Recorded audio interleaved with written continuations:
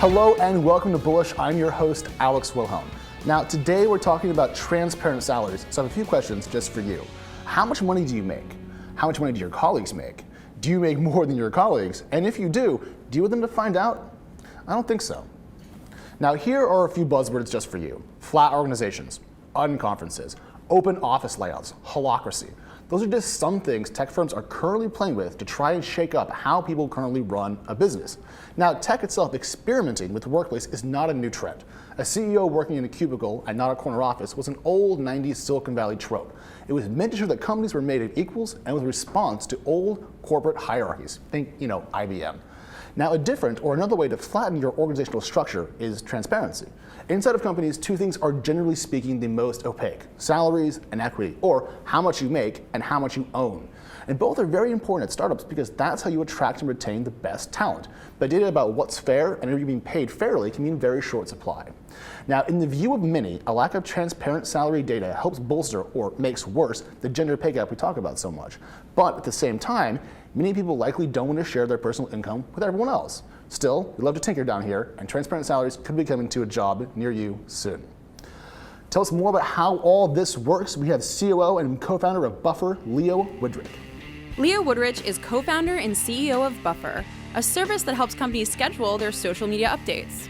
The company is well known for its product, but also its radical method of handling transparency. Buffer's revenue, equity breakdown, and employee salary schedule are all public. Buffer is an outlier, but at the same time, it's part of this growing set of tech companies with little interest in playing by traditional corporate rules.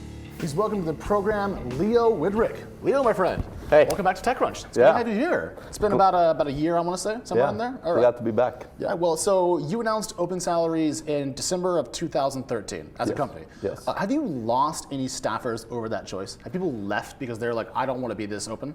There were maybe, I would say, one or two people who had some serious concerns, especially early on.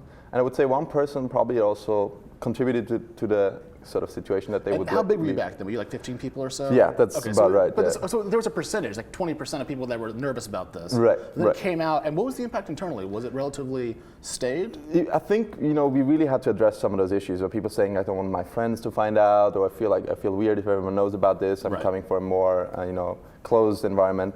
And just really working through those issues and thinking about the upsides. And I think the important thing for us was to say, we don't want to push those concerns aside. We just feel in the long term, the upsides are But did you greater. build up policies internally, like no making fun of someone's salary, or was it kind of an easy thing to move into? Right.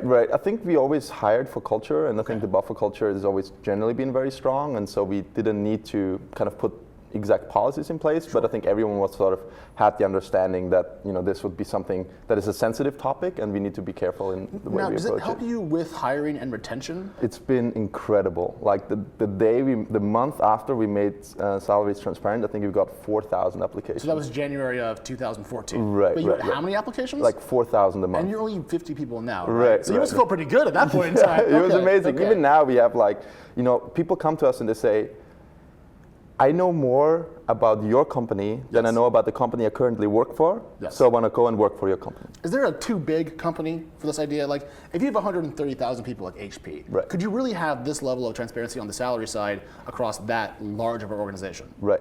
The short answer is I don't think so. And the slightly bigger answer is, you can't just rip out one piece of, in case our culture, and bring it into an environment where that's not cohesive with the rest of how the company works. Sure. So because you have so much open data about your revenue and profitability, this is component to that, so it's not out to lunch. Say. Exactly. Okay. Exactly. Actually, that's a good point. Yeah. So HP, no. Buffer, yes. Twitter? Like, well, what's the threshold of scale here in which this becomes kind of unwieldy? Right. I think it's. I always think about it less of the scale. That's the issue. It's more of like, how does it fit in? If you've built up a culture that's, generally secretive, generally needs to be secretive. Like I'm thinking. Palantir. Right. Apple. Exactly. Those kinds of companies, right?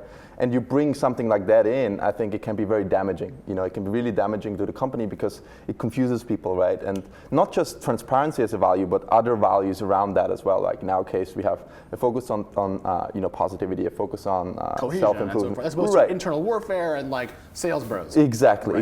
If you bring that in there, I think you can cause actually serious damage. Yeah, that's a really good question because I want to here's the thing. If you started your business this way, Right. I can see how you could add it along the way. Right. But if you're a startup now, let's say 100 employees, Right. could you think kind of put this on top, even if it was a cultural fit? Like Right. presuming that, could you institute it after the fact, or do you have to kind of start off that way? Right. I do think you can do it after the fact. You may not just want to start exactly with salary because it's one of the most sensitive things. You may what would want to you start start with like, start making some internal reports public, right? Not even revenue, right? Maybe a traffic report to your blog, A couple right? of KPIs. Right, a couple Okay. of KPIs, and you work your way towards that. And I think it always has to come from sort of the leadership, the co-founders, whoever is in charge, to truly be convinced that that's the right direction to go to. What's the single most important advantage to having open salaries? I mean, is there like one thing you're really proud of? The gender pay gap, Yes. is not just solved; it's completely transcended.